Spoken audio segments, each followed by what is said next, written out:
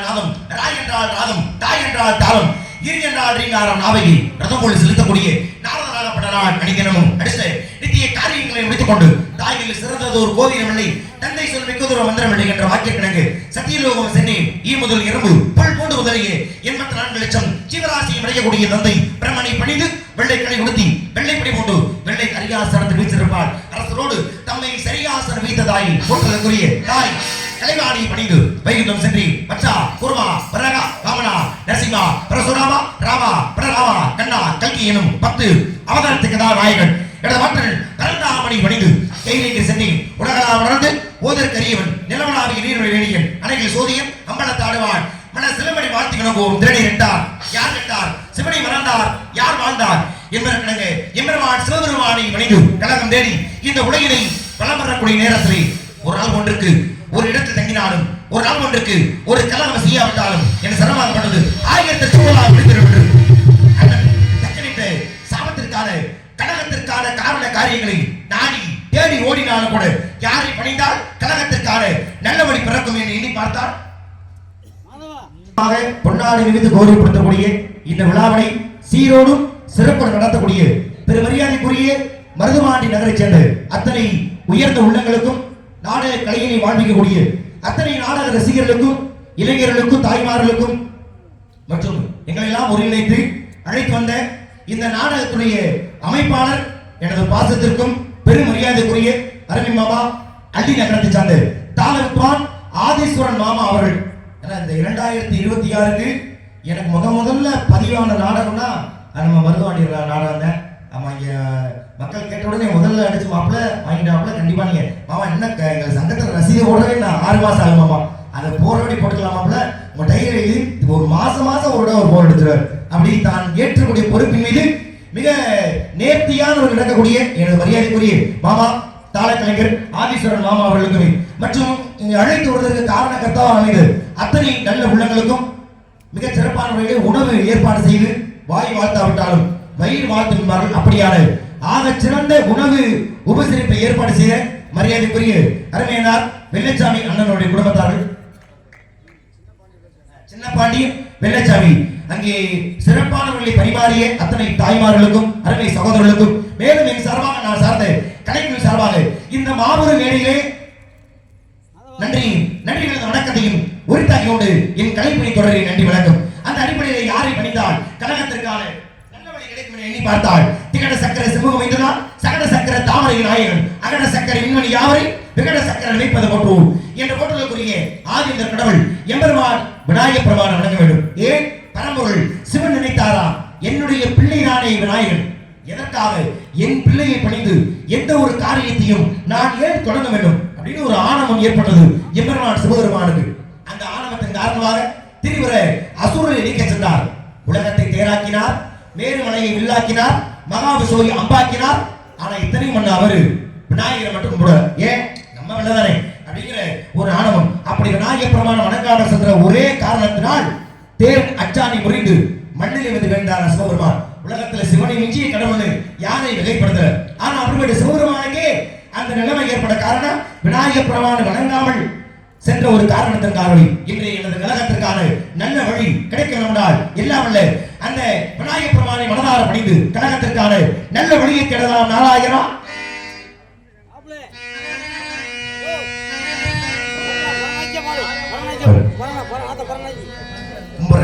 நன்றி. உங்கள்கிட்ட மாமா பாட்டே பாடுறேன்.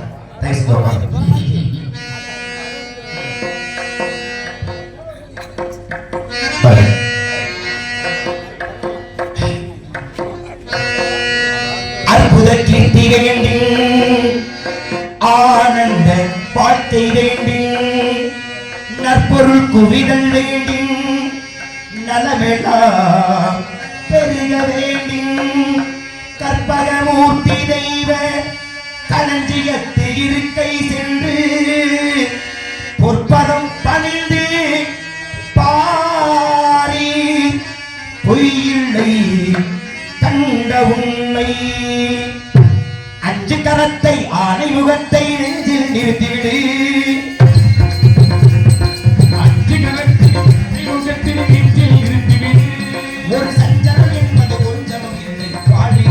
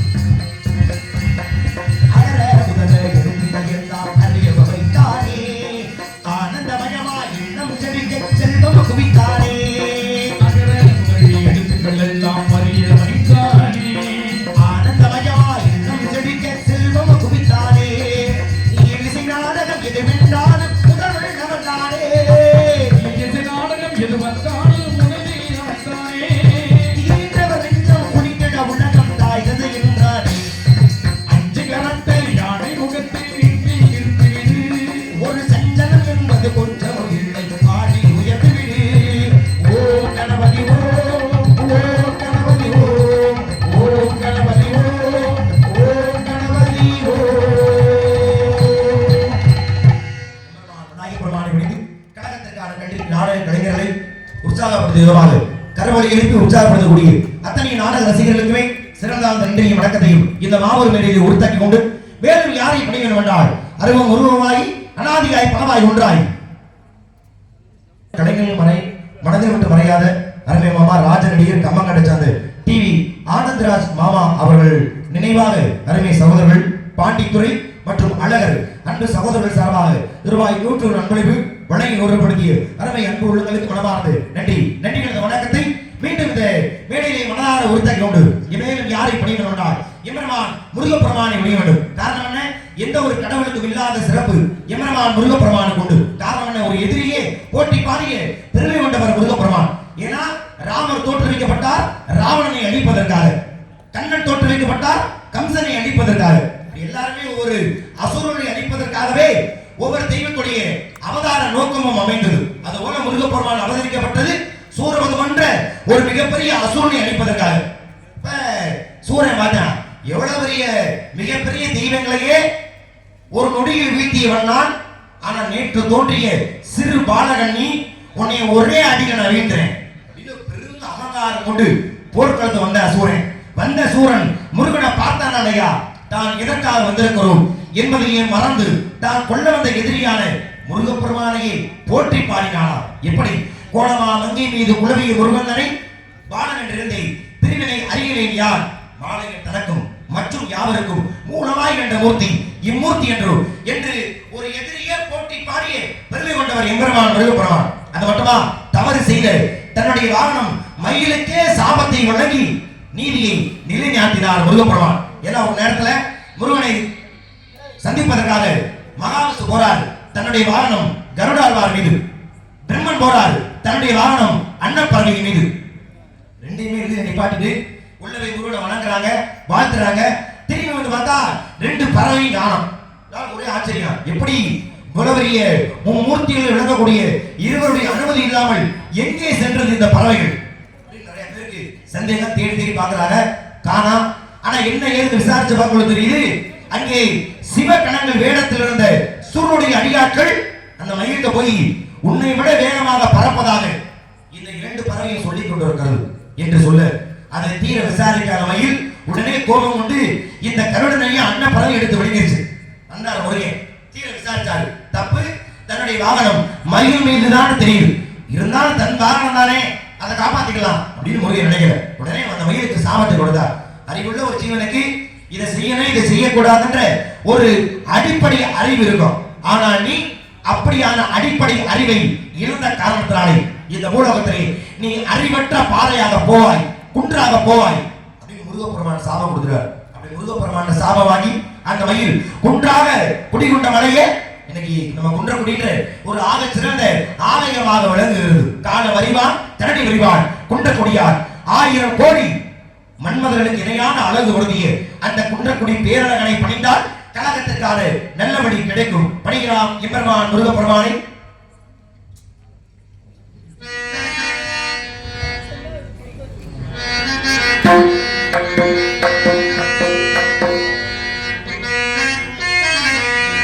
குன்றக்குடி ஊரழகா குன்றாடு பேரழகா கொத்து மலத்தோப்புகள் அழகா எங்க குறவழி மாப்பிள்ளை அழகா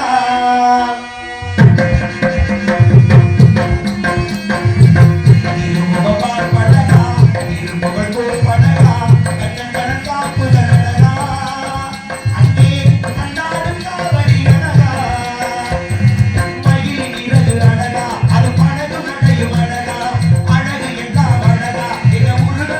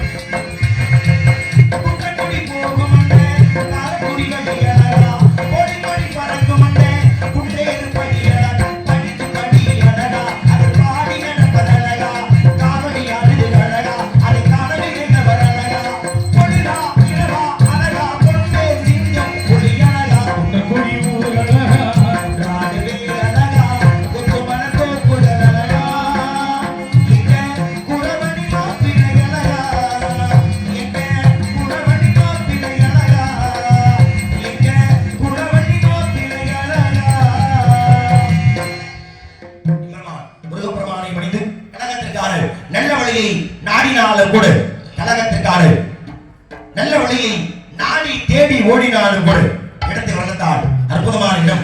உயிர்குடியின் கீழரங்கம் சோலை புள்ளை முத்தமன மணிமத்து மாலை படைத்தில் விளக்கி பூவுலகி சுவையாக சொல்லத்தால் சுகமாக விடியும் அதிகாலை.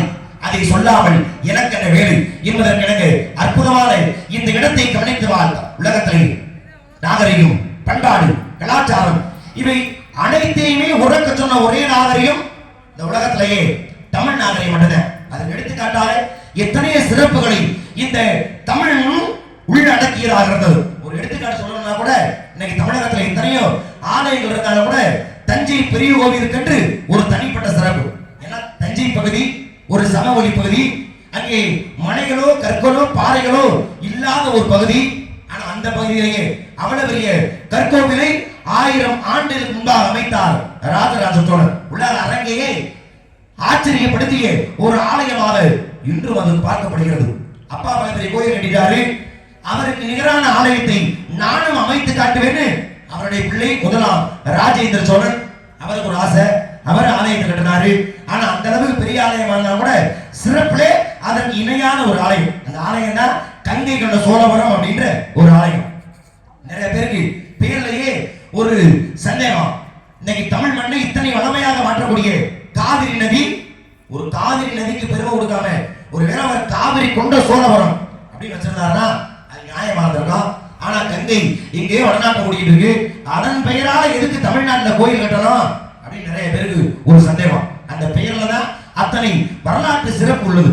ஏன்னா அவர் ஆலயம் அமைச்சிட்டார், அமைச்ச ஆலயத்துக்கு குடமுழுக்குன்ற கும்பாபிஷேகம் நடத்தணும். என்ன பண்றாரு, ஒவ்வொரு நதிகளா போறாரு, புனித நீர் சேகரிக்கிறார். இறுதியில கங்கையிலே புனித நீர் பெறுவதற்காக காசியை ஆண்ட மன்னன் கேட்க, ஆனால் அவன் இழிவான வார்த்தையை கூறி இவரை அவமானப்படுத்த முயற்சிக்க வந்தார். படையில் கொடுத்தார். நேரா எவன் சொன்னாலோ அவனை வெற்றி கொண்டு அவன் தலையிலேயே கங்கை நீர் கொண்டு வந்து இங்கே அபிஷேகம் செய்தார். அப்ப வடநாட்டில் உள்ள கங்கையை தமிழ்நாட்டுக்கு கொண்டு வந்தது நினைவாக வைக்கப்பட்ட பெயரே இன்னைக்கு கங்கை கொண்ட சோழபுரம் ஒரு அற்புதமான ஆலயம். இப்படி ஒரு பெயருக்குள்ளேயே இத்தனை சரித்திரங்களை உள்ளடக்க வேண்டும் என்றால் இப்படியான மண்ணின் பெருமையை ஒருவரை வர்ணப்பட்டு பிறகு யார் யார் இருக்கிறார்கள் என்பதை பிறகு கவனிப்போம். நாராயணா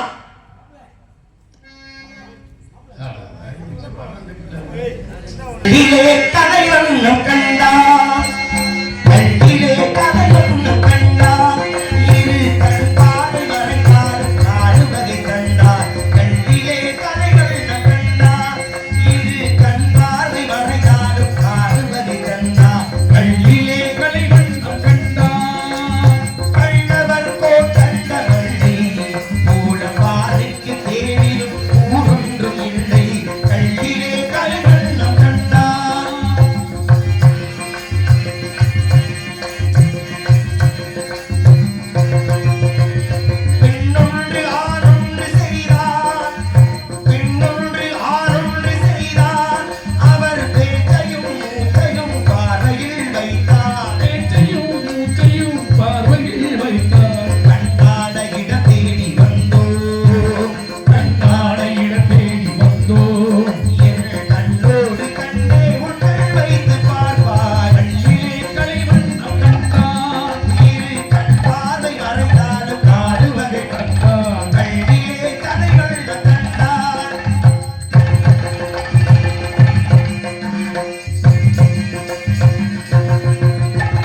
பருவத்தில் இளவேணி பொங்க ஒரு